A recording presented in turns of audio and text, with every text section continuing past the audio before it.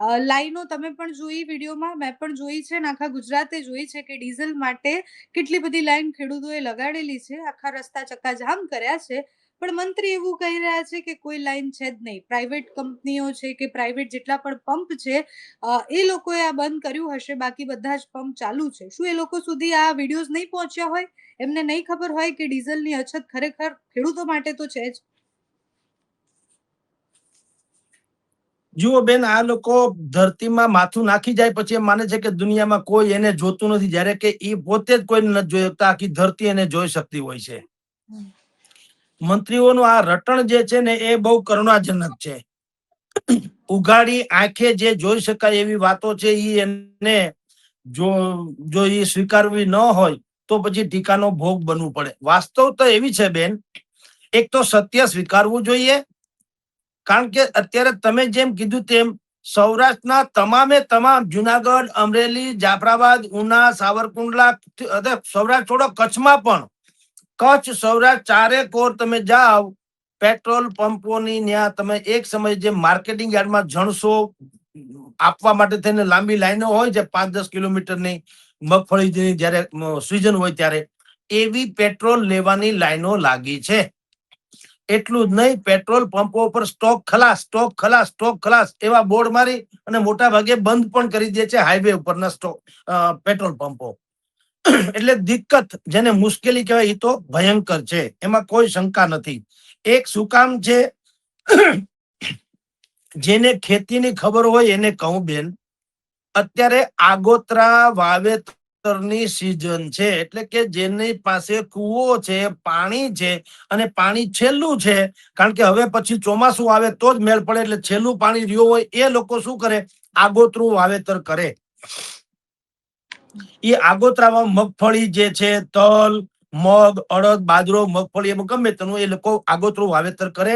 અને બાકીના બધા લોકો શું કરે, બારાત જમીન કહેવાય. બારાત જમીન એટલે કે જેમાં કૂવો ડંકી ન હોય, કેનાલ થી પાણી માંડ આવતું હોય ને કા પછી કુદરત આધારિત જ હોય, એને બારાત કહેવાય. કુદરત ચોમાસું વરસે ત્યારે. હવે અંબાલાલભાઈ પટેલ થી માંડીને હવામાન ખાતાને તમે સાંભળો તો એ લગભગ જૂનમાં જે સામાન્ય રીતે કહેવાય છે એ પ્રમાણે વરસાદ વરસી જશે એવું કે છે, જૂનના 10 થી માંડીને 20 તારીખ સુધીની અંદર. એટલે અત્યારે ડીઝલની ખેડૂતોને બહુ જ જરૂર હોય, અને એટલે એ તમામ પેટ્રોલ પંપોમાં લાઈનો લગાવીને, કારણ કે સરકારી તંત્ર જે છે એને નવા નીતિ નિયમ બહાર પાડ્યા છે. હવે છેલ્લે એવું કે છે કે ભાઈ 7/12 નો દાખલો હોય એને પેટ્રોલ આપીશું. 7/12 નો દાખલો એટલે તમે જમીનના માલિક છો એ સાબિત કરો તો તમને પેટ્રોલ મળે. હવે આ એક નવી મેં કીધું વ્યવસ્થા કરવામાં આવી છે, પણ આનાથી કઈ દળદર ફીટે એમ નથી. આબ ફાટ્યું હોય ત્યારે થીગડા દીધે મેળ ન પડે.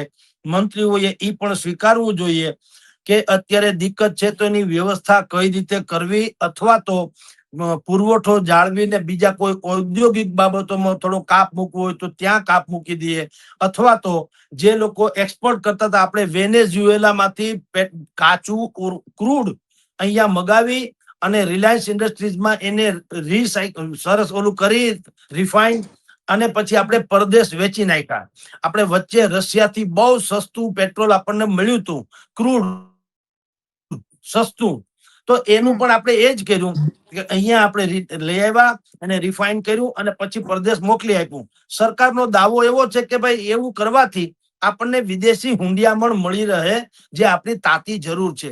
પણ એ ખેર જરૂર છે તો છે, એમાં ના નહીં, પરંતુ પ્રાયોરિટી જેને કહેવાય, આપણે કૃષિ પ્રધાન દેશ છે અને ખેડૂતોને ક્યારેય એવું ન કહી શકે તમે કામ કરો ચોમાસામાં જ વહી જવા દો પછી વાવજો, એવું ન હોય. એ તો તમારે ચોમાસાની આગોતરીમાં અત્યારે ખેડ કરી રાખે, આંતર ખેડ કરી રાખે, અને ચોમાસું આવી પેલા આગોતરું વાવેતર કરવાનું હોય આગોતરું કરી રાખે, અને પેલો વરસાદ થાય ત્યારે વાવણી જોગ ત્યારે એ લોકો વાવેતર કરે તો જ એનો મેળ પડે, નહીતર આખું વર્ષ પાછું નાકામ રહેતું હોય છે.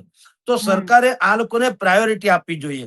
એટલે તમે જેમ કહો છો હકીકત છે, ચારે કોર અત્યારે લાંબી લાઈનો છે, અને શહેરોમાં પણ અમુક પેટ્રોલ પંપો બુદ્ધિપૂર્વક ચાલુ રાખવા, પણ હાઈવે ઉપર તમે જેટલા જાઓ, ગ્રામીણ ઇલાકામાં જાઓ, મોટા ભાગે પેટ્રોલ યા તો બંધ છે યા તો એમાં સ્કીમ કરે છે.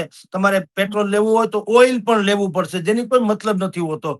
આવી સ્કીમો પણ કરવામાં આવે છે અને જેને જેવા ફાવે એવા ભાવ પણ લેવામાં આવે છે. આ બધી જ યાતનાઓ જાણવા હોવા છતાં જો મંત્રી એમ કહેતા હોય કે એવું કઈ છે નહીં ને બધું ચંગે ચંગા છે, તો પછી એને ભગવાન બચાવે, બીજું શું. જી બેન.